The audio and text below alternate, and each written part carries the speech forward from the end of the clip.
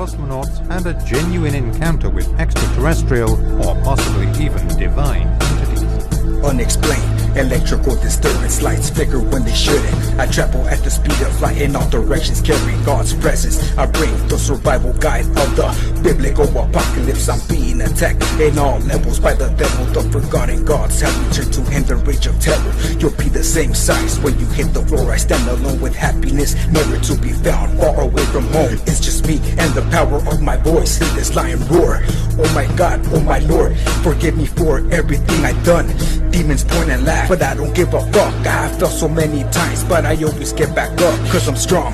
Carry my cross with the crown of thorns. There's a war going on in the spirit realm. Deactivate atomic bombs all over the globe. Open up the gates for the cycles. Prophetic voices, I always known I am not from this earth. It's lonely here inside this human body. The world seems nothing new.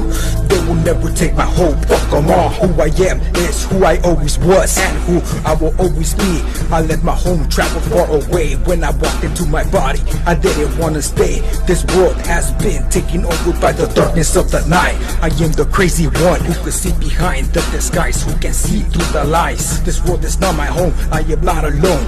Many others came. I walk with Enoch in the 71FOURCE. This world will never be the same. Darkness remains, I could feel the pain. I'm fighting to remember who I truly am. Fighting through the darkness, I have no choice but to hear the call of my own voice. My own crystal light activity of the Holy Ghost. Ignite the flame of love that never fucking dies. Within me there's a light of 1,000 burning suns. I am the flame that burns in the center of your heart, in the core of all stars. I remember who I am, I exist far away from what you understand.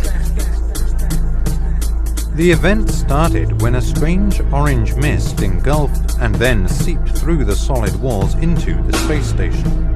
At this point, the light's intensity was so bright that Artkov, Solivev and Kizim became momentarily blinded.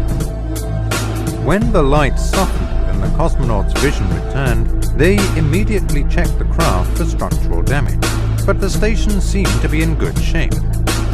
They then peered out of the porthole and saw something even more incomprehensible than the orange light. Just outside the craft was a group of 7 gargantuan 80 feet tall celestial beings with a wingspan estimated to be over 700 feet. Their face and body were similar to a human, each with a halo-like glow around their heads.